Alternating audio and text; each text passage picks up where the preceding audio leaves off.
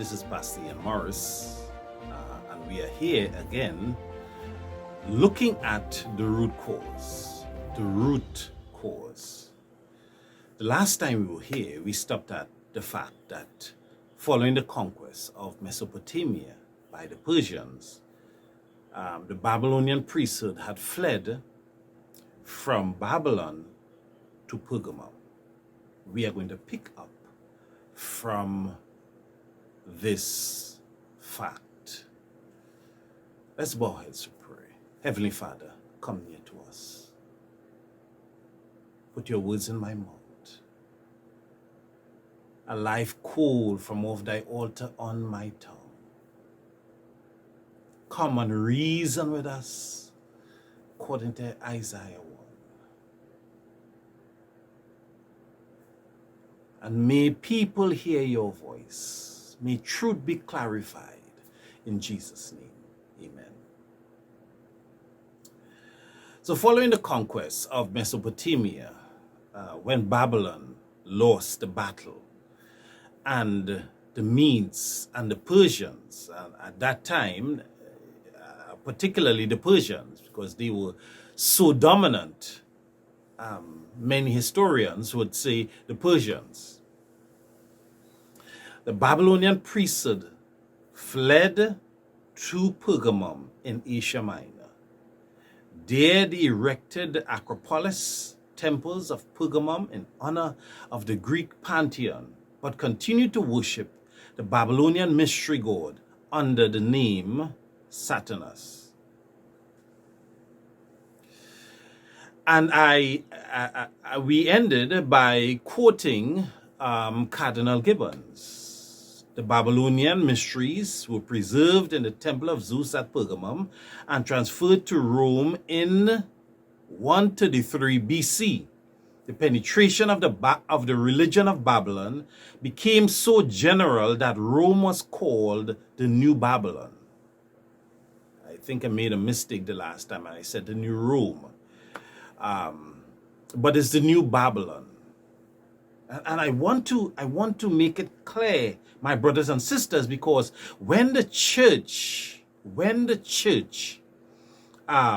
decided that they are going to embrace the culture of Babylon and the culture of Rome and the religion of Rome, then the religion of Babylon came in when the church embraced the culture and the religion of Rome and made these compromises for the sake of political power. My brothers and sisters, when you see the church and you see the church compromising, when you see certain representations that the church would have, the embrace of certain idols, the embrace of certain symbols, it is a testament to the fact that the church is changing theology. It is annexing Babylonian theology, Roman pagan concept, and embracing it as her very own. So, on the new St. Mary's Cathedral in San Francisco, California, you would find a serpent door handle. But why would you find a serpent door handle? Why would the church, Roman Church, whose headquarters is in the Vatican, why would they have a snake as a door handle? It is not simply there by chance. The church is embracing these concepts, so they are also displaying these symbols. So there's also a dragon that you'll find in the Vatican Museum. And by the way, Vatican comes from two words, vatis, which means diviner, and can, which means serpent. So the Vatican means the divining serpent. It is therefore very significant when the papal audience hall is built or shaped after the head of a serpent. And I want you to see these images, my brothers and sisters, as they appear on the screen. Remember that the Vatican comes from two words, vatis, which means diviner, and can, which means serpent. And look at the papal audience hall. It is clear that they are living up to their name, the divining serpent. That everything and everything that they do must be influenced by the concept of this reptile called the serpent. Look at the audience hall. Look at the shape. My brothers and sisters, as you look at these pictures, what is coming to your mind? The serpent was important in Babylon. It was important in Rome, important in Greece, and it became important in the Christian Roman Church. So, the Persian sun god, Mithra, was widely accepted in the Roman world prior to the period of the Christian evangelism. Sunday was dedicated to Mithra. Sunday had the title as the Lord's Day or Mithra's Day. If you look in the Vatican Museum, you would see the Pope is under a canopy, displaying all astrological figures of the zodiac in the Vatican Museum. It is not by chance. These symbols are not happening in a vacuum. They are taking place. They are being embraced. They are being displayed at the same time that the church is making major compromises in its theology, in its doctrines. The golden door of the chapel of Saint Ignatius in San Francisco uses several symbols identifying the way for God. The unicorn, the peacock. So the way for God, then the unicorn, then the peacock, and the phoenix are all well-known symbols in the occult for the sun, Lucifer, and Satan. This was expressed in the pagan world. It is now being expressed in the church. Let's go back to Assyria and look at what archaeologists discovered, and that is the Assyrian cylinder seal. I want you to notice the sun resting on a crescent-shaped monstrance on the left. Notice the sun resting on a crescent-shaped monstrance on the left. Look at the statue of King Tut. King Tut, identified in death with Osiris, the sun, and the god of the dead. King Tut holds the crooked auger in his hands. These symbols are very important because it represents their theology, their belief system, their religious concept. So when the church is moving, remember, I want you to also understand that and remember that Egypt became very important in Greece, and a lot of Egyptian concepts, for example, like the lodges, Egyptian concepts and institutions like the lodges came into and became very important in Greek culture. So, when Rome overtook Greece, Rome also embraced the concepts of Greece, which was heavily influenced by Egypt, and Rome was heavily influenced by Babylon. So it's coming together. The influences from Nimrod, that was spread over the earth in Egypt, in Assyria, in Mesopotamia, in the Caucasus Mountain. It is coming together in Rome. The influences. So the serpent, crozier,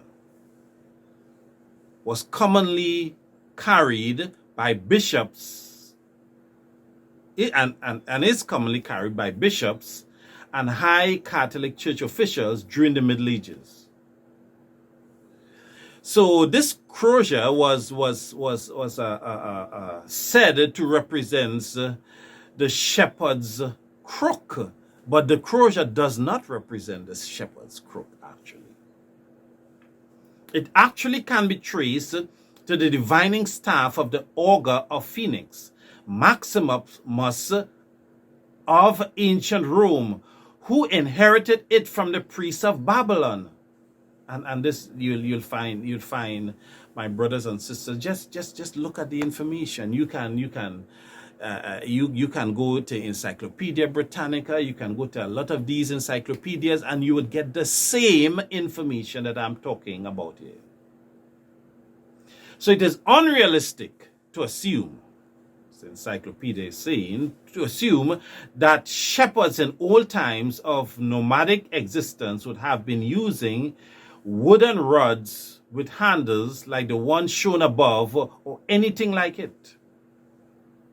And my brothers and sisters, just a little view of history would have us to understand that these symbols are moving through time and being embraced in the church. Like this, and the embrace of these symbols is going hand in hand with the embrace of certain kinds of theology and doctrines and religious positions being taken by councils. Here we have the symbols of the female union, wavy lines portraying the female and was associated with the serpents, the straight line, the male, representing the phallus. So you would have Adad, Enlil, Baal, Neptune, Poseidon, and other gods of the storm and sea were depicted as carrying tridents. You would see tridents also being embraced by the church, as you see here in St. Paul's Cathedral in London, the 4 tridents in the Hindu fertility style. Tridents also projecting from the head of Jesus, the Madonna, the child image. The same symbol is found on clothing and regalia and architect and art to the degree that the church is moving from the Abrahamic faith, moving from the simple, thus saith the Lord. It is to that degree it is embracing Babylonian concepts, Greek concepts, Egyptian concepts from Rome. In fact, the statue of Jupiter, with its occult blessing hand, is now in St. Peter in the Vatican. I'm saying again that the degree to which the church moved from its truth, the church embraced these symbols, because these symbols accurately express the new truths, the new religious concept, the Babylonian concept, the Greek concept, the Egyptian concept, the Assyrian concept that the church is embracing. Going back to the robe of the priests of Dagon, I want you to look carefully at the mitre that is on its head. I want you to carefully to look at its robe. Dagon, the fish god, the fish sun god. So the priests of Dagon will wear his mitre and will wear his garment resembling a fish. We also spoke of the priest priestess of Sibyl. Here we see in this discovery that archaeologists from their digs, they found. Here we see the priest of Dagon, and they are having this same kind of fish mitre. Again, from archaeology, we know that, and we continue to see over and over that the priest of Dagon would wear these robes and these priestly garments, symbolizing Dagon, the sunfish god. Again, here Dagon is a sunfish god from Egypt. Later on, you see the progression as the church embraced Babylonian culture, as the church embraced Roman culture, as the church embraced Greek pagan philosophy. The church also embraced its symbols, and masquerading under Christianity, these pagan symbols flourished. So, my brothers and sisters, you see the same mitre. You see the same fish mouth mitre being worn by the popes. It is the same thing. The priests of Dagon wore the fish mitre in honor of Nimrod, who they believe reincarnated as a giant fish in the sea. The papacy wears the same fish mitre, showing that they are now a successor of Nimrod. It is the same thing happening. Sometimes we are wondering, where did Baal go? Baal didn't go anywhere. It walked right into Christianity. And its priesthood is firmly established in Christianity. And as this is happening, look at the mitre again of the popes. Look at the mitre of Dagon. Through the years, look at the mitre worn by the priestess of Sibyl. My brothers and sisters, ladies and gentlemen, this is extremely important, for as you see these symbols being manifested side by side, you would find the doing away with the commandments of God. The ability of the priest to dispense with laws of God. The ability of the priest to expense, to eliminate the injunctions and command even of Jesus Christ. It's working its way through history. It's not only the symbols, pagan symbols, the Babylonian symbols, the Baal symbols are working its way through history. It is also a concept that truth can be set aside, that laws can be set aside by the church. And this is very important. That's why the Bible was banned. My brothers and sisters, that's why over and over you would find priests and prelates repeating the concept that the Pope has the power to dispense with laws, even the Ten Commandment law. They also have the power to take the solemnity from the Sabbath and place it on Sunday. I can change the law. We can move it out of its place. We can do things that the Abrahamic law condemns. We can do things that the Ten Commandment law condemns and still be in line with God. Still have the favor of God. Still be embraced by God. Still embrace and have salvation. Antinomianism is working its way through history. My brothers and sisters, we must ask ourselves the question: are we going to obey the laws and the words of men, or the law and the words of God? That's what we have to be asking. Not changing the law, not saying it is obsolete, not saying that it is not necessary, but changing our ways, our lifestyle, our ideas, our concepts to suit the will, the rule, the law of God. My brothers and sisters, this is Pastor Ian Morris. We are looking at antinomianism. We are looking at a demonic against law concept working its way through history, becoming acceptable in Christian circles. But the law of God is still pure and it converts the soul. Today, think carefully about the way you address the law of God.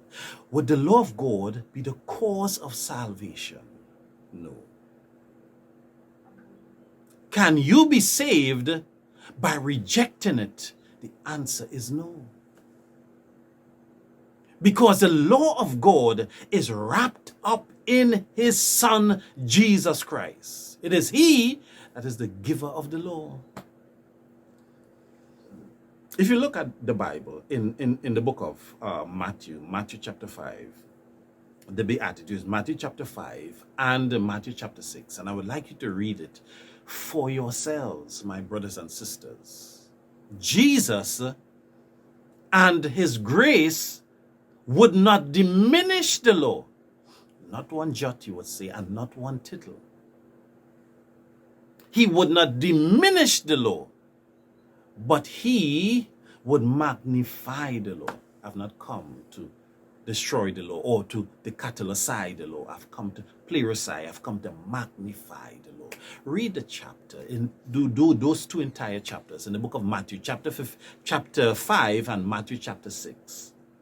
And you would see there that grace, that Jesus does not diminish the law. In fact, grace and Jesus demands more than Moses.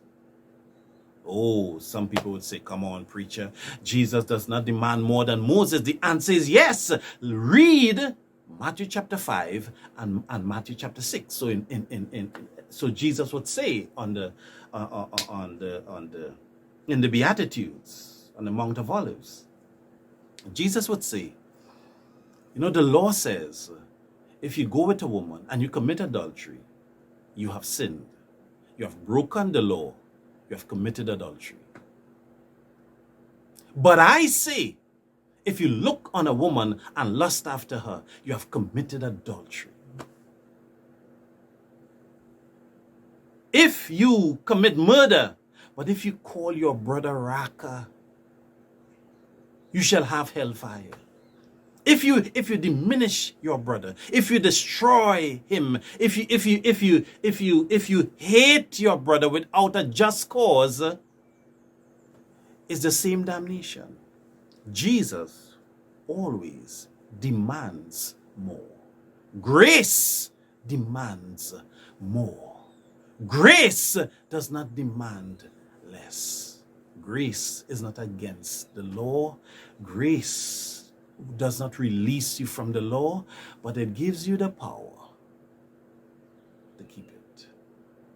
So my brothers and sisters, we would look at that even further the next time we meet, as we look closely at this anti-law, this antinomian concept, this antinomian philosophy, as it courses its way through history from the Garden of Eden to our time. My brothers and sisters, this is Pastor Ian Morris. We are looking at Antinomianism as it courses its way through history.